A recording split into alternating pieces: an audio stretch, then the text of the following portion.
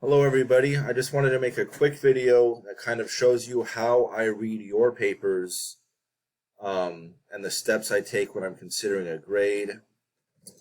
So here we have the sample paper that I provided about how COVID-19 affects the African American community. Now the first thing I notice, because it's right there in front of my face, is how the paper is formatted. And remember, we want our papers formatted in a certain way because writing is a visual medium, and I want to know what I'm looking at as soon as it's in my hands or in front of me on the computer screen. I want to know that I'm looking at an English essay for this class. So that's why we format our papers in a certain way, so that the reader knows immediately what they're looking at. And I can see here that we have the header with the last name and the page number in the upper right-hand corner of the page.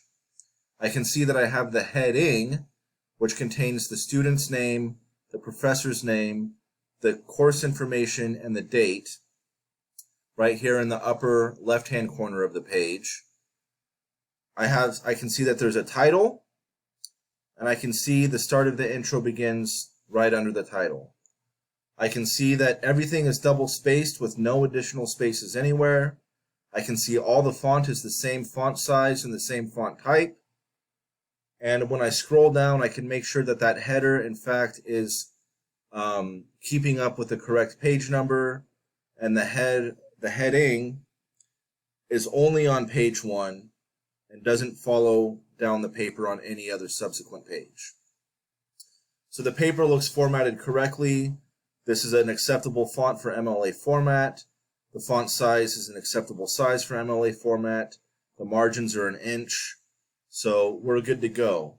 Now, to be honest with you, the very first thing I look for is your thesis statement, which I would like to see as the very last sentence of your introduction.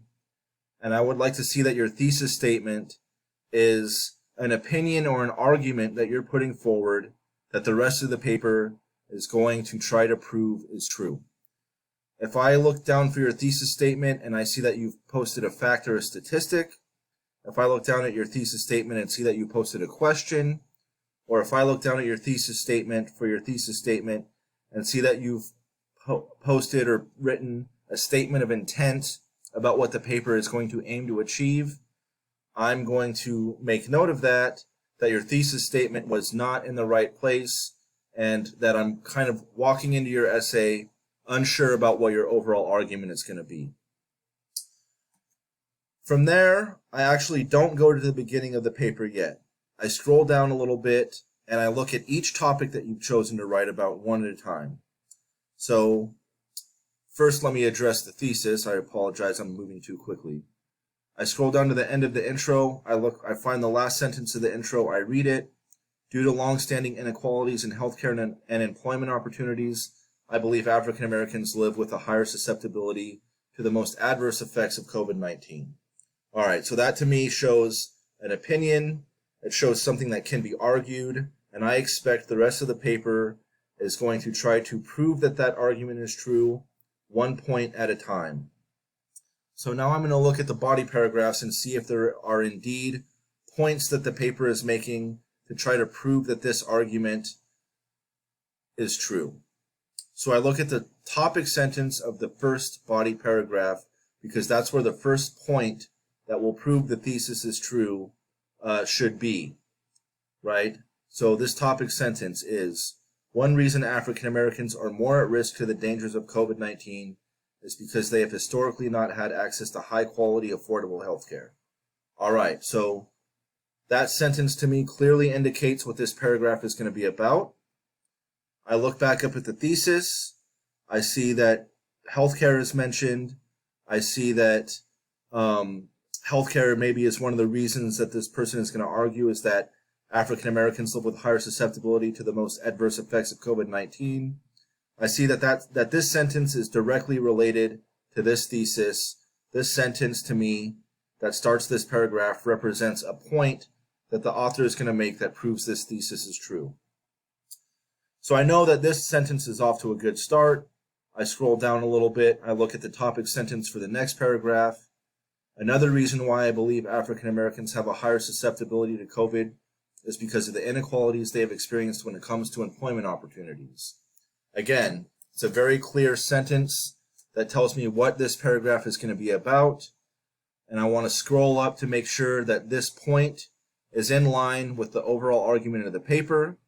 So the point being made here is about employment opportunities, the inequalities that come along with that, and how that leads to a higher susceptibility of COVID.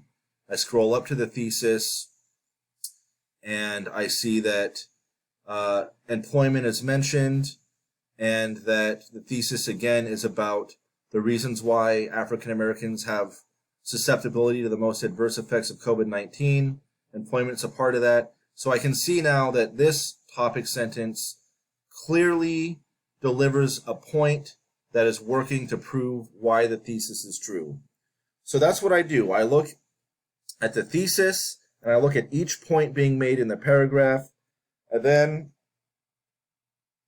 I kind of go back up and look at the paragraph. One reason African Americans are more at risk to the dangers of COVID-19 is because they have historically not had access to high quality, affordable health care.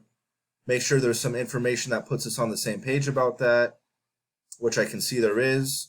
What I mean by this is that because African Americans have limited or no access to this kind of care, testing and treatments for COVID-19 are less likely to be available to them. All right, so I have some context that puts us on the same page as what is meant by the topic.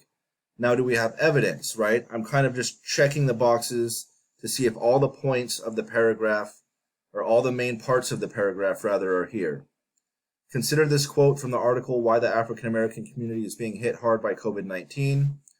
So there's a clear signal phrase that tells me that there's about to be a quote and where the quote comes from. And then I can read the quote. Blacks often live in communities with less access to high quality, affordable health care.